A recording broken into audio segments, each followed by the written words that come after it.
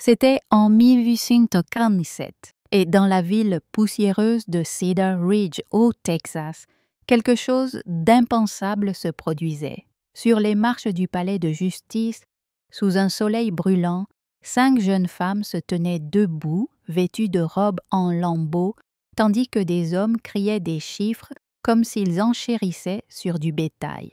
4 sœurs avaient déjà été vendues pour payer les dettes de jeu de leur père. Il n'en restait qu'une, Sarah May, 16 ans, ses yeux verts flamboyants de défi, alors que le marteau du commissaire-priseur s'élevait pour la dernière fois. C'est à ce moment-là qu'une silhouette solitaire s'est détachée de la foule, son visage buriné, marqué par la perte, et a prononcé des mots qui allaient tout changer. « Je la prendrai comme épouse, pas comme propriété. » La matinée avait commencé comme n'importe quelle autre à Cedar Ridge, avec le soleil rampant sur la mesa et projetant de longues ombres sur la rue principale. Mais à midi, toute la ville s'était rassemblée autour du palais de justice, attirée par une nouvelle qui se propageait plus vite qu'un feu de forêt à travers les broussailles sèches. Le vieil homme Mackinnon n'avait finalement plus eu de chance à la table de poker, et le shérif Tom Bradley s'apprêtait à vendre aux enchères tout ce qu'il possédait, y compris ses 5 filles. Sarah May se tenait au bout de la file, regardant avec horreur ses sœurs être emmenées une par une. Elizabeth, l'aînée de 22 ans, était allée chez un éleveur du comté voisin pour $50. Mary Catherine, 19 ans, douce comme la pluie du printemps, avait été réclamée par un marchand qui la regardait comme si elle était une marchandise sur une étagère. Les jumelles, Hannah et Rebecca, à peine âgées de 18 ans, avaient été achetées ensemble par un homme qui possédait un saloon à 2 villes de là, ses intentions étant aussi claires que le whisky dans son haleine. Il ne restait plus que Sarah May, la plus jeune et la plus pleine d'entrain des filles Mackinnon, seule sur les marches du palais de justice. Ses cheveux auburn captaient la lumière de l'après-midi, et bien que sa robe fût rapiécée et usée, elle tenait la tête haute, comme le fier sang irlandais qui coulait dans ses veines. « Allons, les amis !» cria le commissaire-priseur Pete Hawkins, un homme mince, dont la voix résonnait sur la place comme une cloche d'église. Nous arrivons à la dernière des filles Mackinnon. Sarah May, ici présente, a 16 ans, une santé de fer et sait cuisiner, nettoyer et jardiner mieux que la plupart des femmes 2 fois plus âgées. La foule murmurait et se déplaçait. Les joues de Sarah May brûlaient de honte, mais elle gardait les yeux fixés sur l'horizon, au-delà de la ville, où l'herbe de la prairie ondulait dans le vent comme si elle lui faisait signe de courir. Elle avait déjà essayé une fois, à l'âge de 14 ans. Le désert avait failli la rattraper avant que son père ne la retrouve à moitié morte près d'un ruisseau asséché. « Est-ce que j'entends $20 pour commencer ?» continua Hawkins, son marteau prêt dans sa main. « 20 !» cria Jake Morrison, un célibataire qui possédait une petite propriété à l'extérieur de la ville. Il était connu pour son tempérament vif et ses poings encore plus rapides. « 25 !» Une autre voix retentit à l'arrière. Sarah May ferma les yeux et essaya d'imaginer qu'elle était ailleurs. Peut-être de retour dans la petite cabane où elle avait grandi, avant que sa mère ne meure de la fièvre il y a 3 ans, avant que son père ne se perde dans les cartes et le whisky, avant que tout ne s'effondre comme une maison construite sur le sable. 30, 35, les enchères allaient et venaient comme une balle de tennis, chaque numéro semblant être un clou dans son cercueil. Sarah May ouvrit les yeux et scruta la foule, à la recherche d'un visage amical, d'un signe de miséricorde. La plupart des habitants de la ville évitaient également son regard, honteux de croiser ses yeux. Les femmes serraient plus fort leurs châles et chuchotaient derrière leurs mains. Les hommes étudiaient leurs bottes ou se concentraient intensément sur le déroulement de la vente, la traitant comme n'importe quelle autre vente aux enchères. C'est à ce moment-là qu'elle le vit. Debout à l'écart de la foule, près du poteau d'attache où un étalon noir attendait patiemment, se trouvait un homme qu'elle avait remarqué en ville, mais à qui elle n'avait jamais parlé. Il était grand et large d'épaules, avec des cheveux noirs qui devenaient gris aux tempes et des rides autour des yeux qui exprimaient à la fois le rire et le chagrin. Ses vêtements étaient propres mais simples, un pantalon foncé, une chemise blanche et un gilet noir qui avait connu des jours meilleurs. Elle savait que son nom était Daniel O'Brien et qu'il avait perdu sa femme et son bébé à cause de la choléra l'hiver précédent. 40 heures. La voix appartenait à Morton Clay, un homme qui possédait plusieurs propriétés en ville et qui était connu pour avoir une méchanceté plus vaste que le Rio Grande. 45. Jake Morris affronta son regard rouge de détermination et de trop de whisky. Daniel O'Brien s'avança, ses bottes ne faisant aucun bruit sur la terre battue. Lorsqu'il parla, sa voix était basse, mais elle résonna sur la place comme le tonnerre avant l'orage. 100 $. La foule se tut. Même le commissaire-priseur Hawkins cligna des yeux de surprise, son marteau figé à mi-chemin du bloc. « Vous avez dit 100, monsieur O'Brien ?» demanda Hawkins, sa voix légèrement brisée. « Je l'ai dit, » répondit Daniel, ses yeux gris fixés sur le visage de Sarah May. « Mais pas pour ce que vous pensez. » Il s'approcha des marches du palais de justice, chaque pas délibéré et assuré.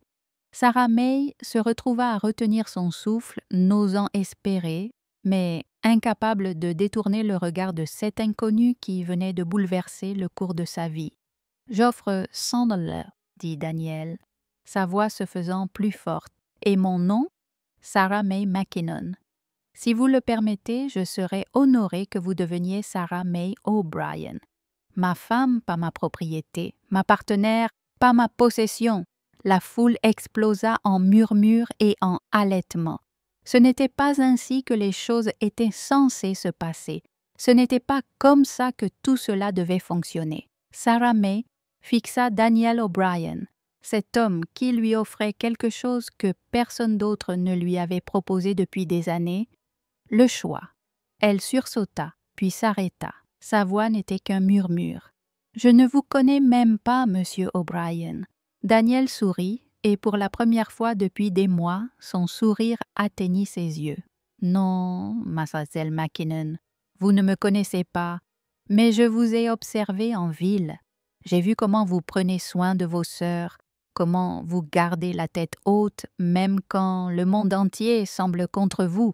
J'ai vu votre gentillesse envers Madame Henderson lorsqu'elle était malade, et comment vous aidiez toujours le vieux Pete à faire ses courses sans qu'on vous le demande. » Il marqua une pause, ôta son chapeau et se passa les doigts dans les cheveux. « Je ne vous demande pas de m'aimer, Sarah May. Je vous demande de me laisser vous offrir une vie où vous serez traitée avec le respect que toute femme mérite. Nous verrons la suite au fur et à mesure. » Sarah May regarda la foule autour d'elle, les visages de ceux qu'elle connaissait depuis toujours et qui étaient restés là, à regarder sa famille se déchirer. Puis, elle reporta son regard sur Daniel O'Brien, ce veuf qui lui offrait quelque chose de précieux et de rare, la dignité. « Le ferez-vous » demanda-t-elle.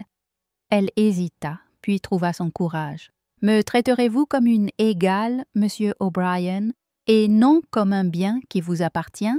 Je vous en donne ma parole, » dit Daniel solennellement. « Que Dieu m'en soit témoin. » Sarah May prit une profonde inspiration, sentant la poussière et les possibilités dans le vent. « Alors oui, monsieur O'Brien, j'accepte. Je ferai de mon mieux pour honorer cela. » La foule bourdonnait d'impatience, certains secouant la tête avec désapprobation, d'autres hochant la tête avec un respect réticent. Le commissaire-priseur Hawkins regarda autour de lui avec hésitation, son marteau toujours levé. « Eh bien, je le serai, » murmura-t-il. « C'est très inhabituel, mais si la dame consent et que l'enchère est bonne... » Il abattit le marteau d'un coup sec. « Vendu à monsieur Daniel O'Brien. » Mais Daniel montait déjà les marches du palais de justice, tendant la main à Sarah May, non pas comme un maître de propriété, mais comme un égal. Elle la prit, sa petite main engloutie par la sienne, et ressentit quelque chose qu'elle n'avait pas ressenti depuis des années. L'espoir. « Révérende Miller », appela Daniel à un homme âgé dans la foule. « Seriez-vous disposé à célébrer une cérémonie ici maintenant? Je ne veux pas que le statut de Madame O'Brien soit remis en question dans cette ville. » Le révérend Miller, un homme aimable à la barbe blanche et au regard doux, s'avança. « Ce serait un honneur pour moi, Daniel, et je dois dire que c'est la plus belle chose que j'ai vue à Cedar Ridge depuis longtemps. Et c'est ainsi que, sur les marches du palais de justice, là où Sarah May avait failli être vendue comme du bétail, elle devint une épouse. La cérémonie fut simple et rapide, en présence de la moitié de la ville et scellée par une poignée de main plutôt que par un baiser. Mais lorsque le révérend Miller les déclara mari et femme, Sarah May sentit quelque chose se tordre en elle. Le premier frémissement de ce qui pourrait un jour devenir le bonheur. Daniel la conduisit à son cheval, l'aidant à monter derrière lui avec ses mains douces. « Mon appartement est à environ 5 kilomètres, dit-il par-dessus son épaule alors qu'il s'éloignait de la foule.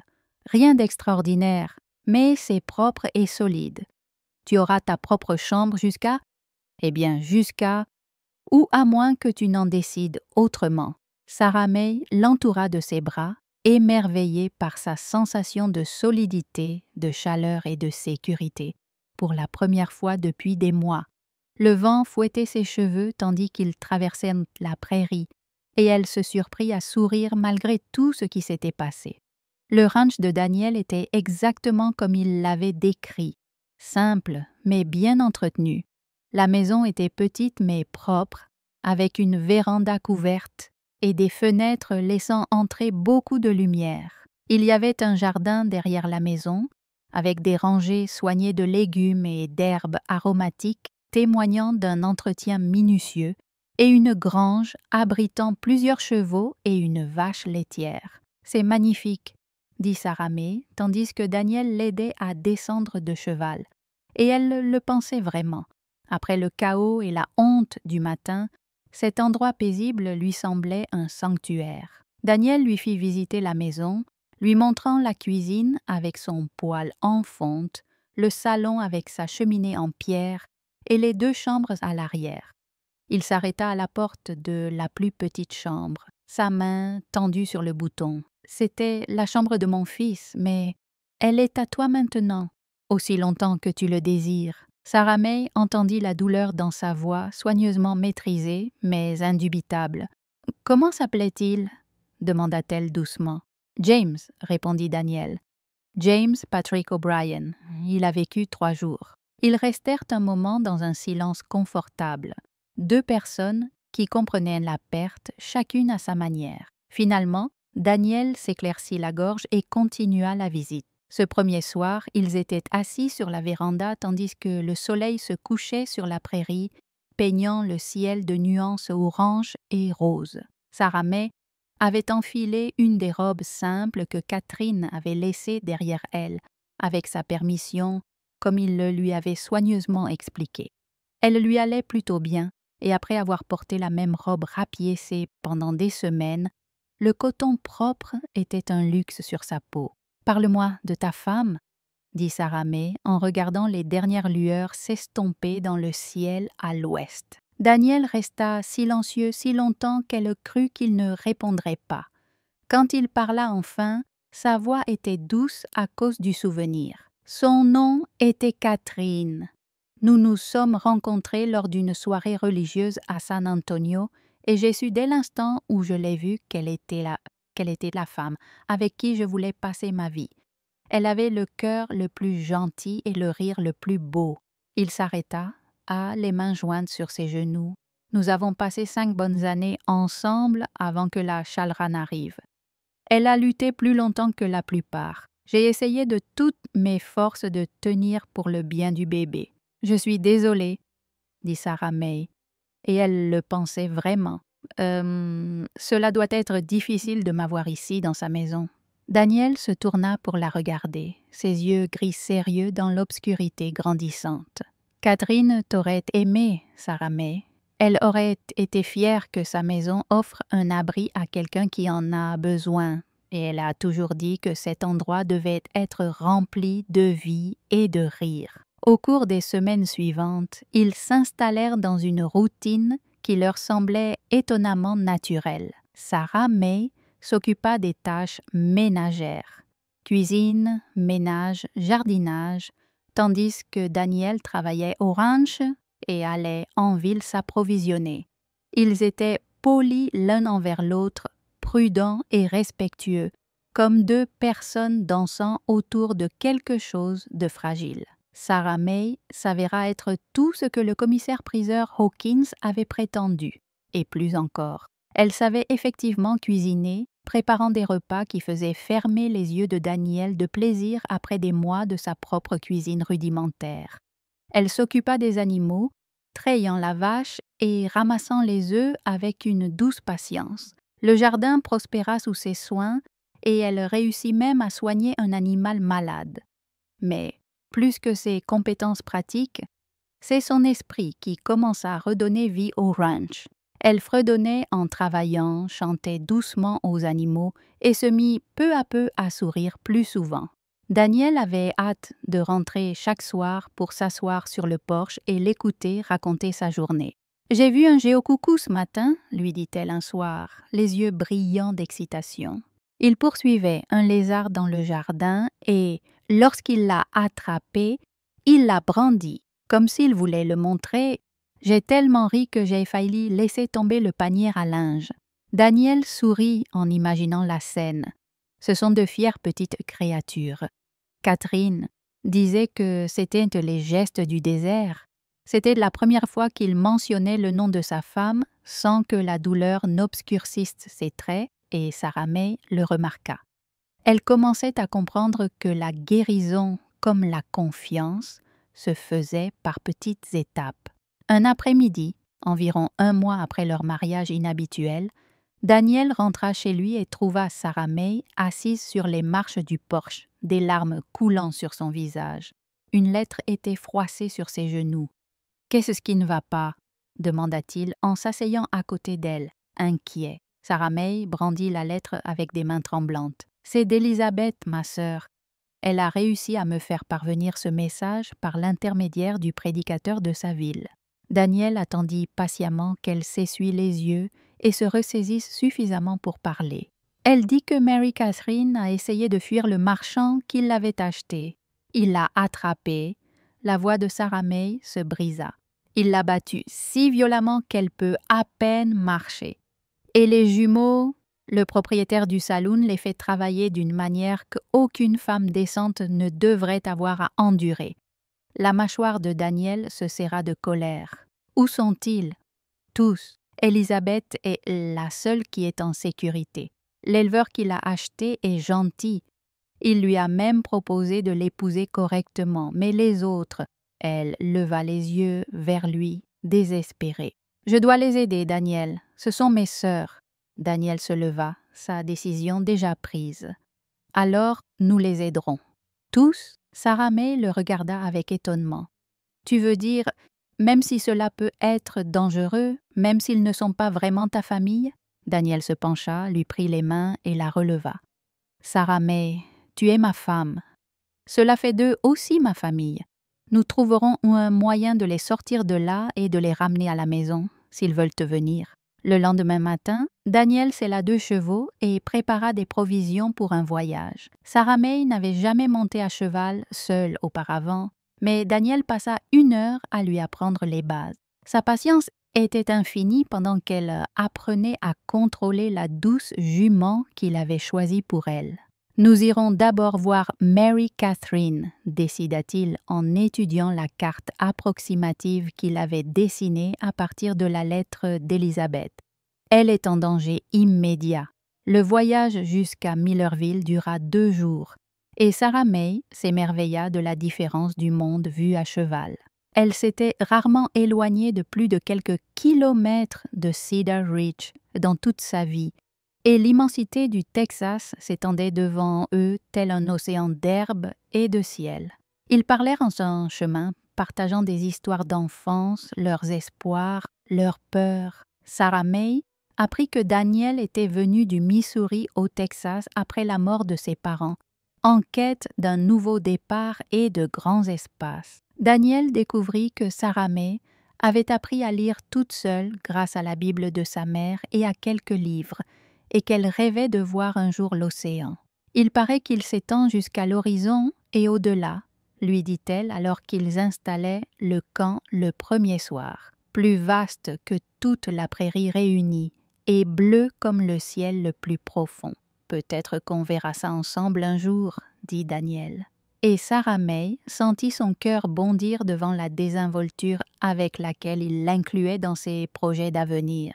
Ils trouvèrent Mary Catherine dans une pension au-dessus de l'épicerie où travaillait son propriétaire. Elle balayait le perron à leur arrivée, se déplaçant avec précaution, comme si chaque mouvement lui causait de la douleur.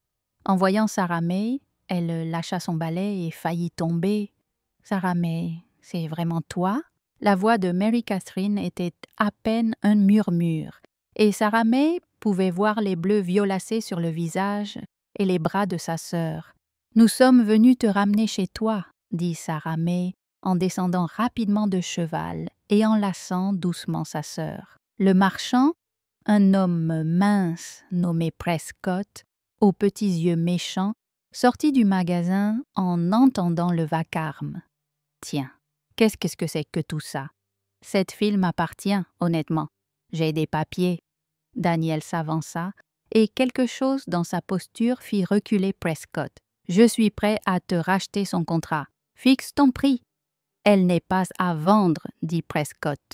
Mais sa voix hésita. « J'ai besoin d'elle. »« Je comprends, » dit Daniel froidement. Mary Catherine peinait à croire qu'elle était libre. Les larmes aux joues, elle serra Sarah May dans ses bras. « J'ai cru que je ne vous reverrais jamais, » murmura-t-elle. Son calvaire était fait, mais il restait encore Hannah et Rebecca, retenues au saloon de Dusty Creek, un endroit dangereux dirigé par Snake Morrison. Daniel observa les lieux un jour entier, notant que Morrison partait chaque mardi matin, laissant peu de garde. Un plan fut mis en place. Ce mardi-là, Mary Catherine, encore faible, s'évanouit devant le saloon. Pendant que le barman accourait, Daniel et Sarah May entrèrent par l'arrière et trouvèrent les jumelles enfermées, effrayées mais vivantes. « Vite, avant le retour de Morrison », dit Daniel. Alors qu'il fuyait, Morrison rentra plus tôt que prévu. La poursuite fut rude, mais une patrouille de cavalerie les intercepta. Le lieutenant Collins déclara « Ils sont sous la protection de l'armée ». Morrison dut battre en retraite. Escortés jusqu'à la ville, ils purent récupérer avant de rentrer lentement au ranch, tenant compte des blessures et de la fatigue. Peu à peu, les jumelles retrouvèrent espoir. Hannah parlait sans cesse, Rebecca restait discrète, et Mary Catherine reprit la cuisine. Daniel, toujours présent et patient, les soutenait sans se plaindre.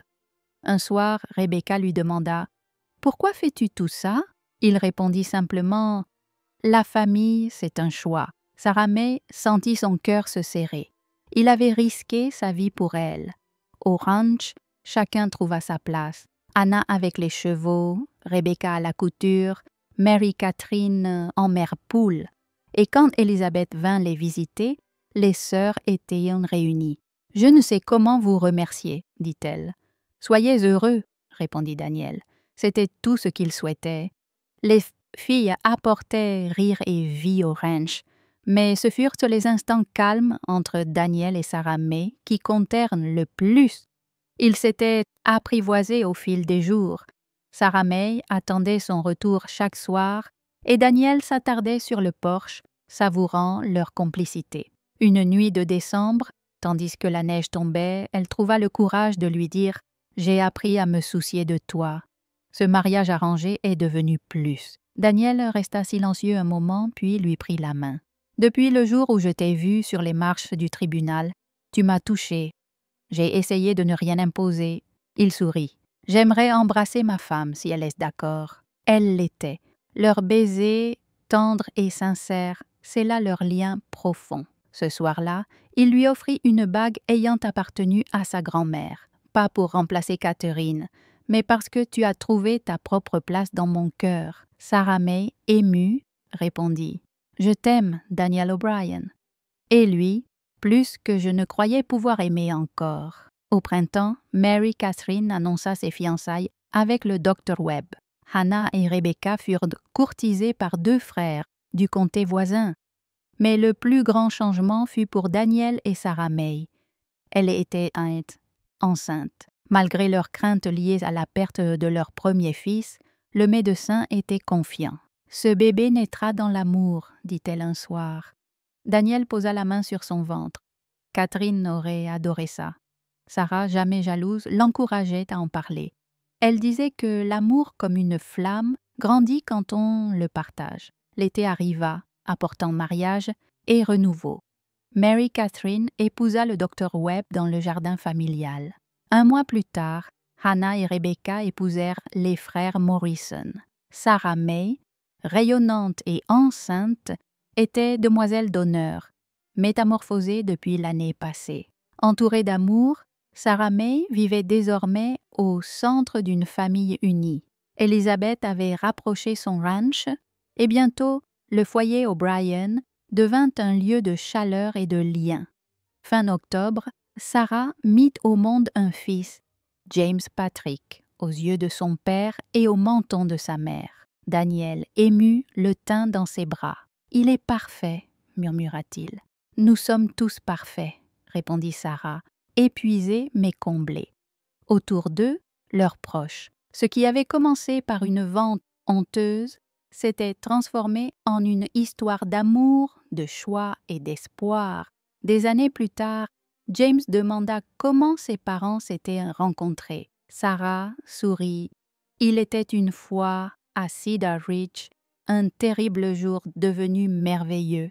Et le ranch grandit, les enfants aussi. Sarah May se souvenait toujours. La dignité se défend, la famille peut être choisie, et la lumière naît parfois de l'ombre. Elle et Daniel élevèrent de leurs enfants avec ces vérités. Cedar Ridge changea.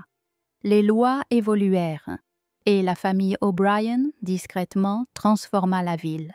Les sœurs Mackinnon trouvèrent chacune leur voie et Elizabeth, éleveuse, Mary Catherine, fondatrice d'un hôpital, Hannah, passionnée de chevaux, Rebecca, commerçante. Et Sarah May, elle était le cœur, celle qui avait survécu, transformé l'injustice en force et sauvé bien plus que sa propre vie.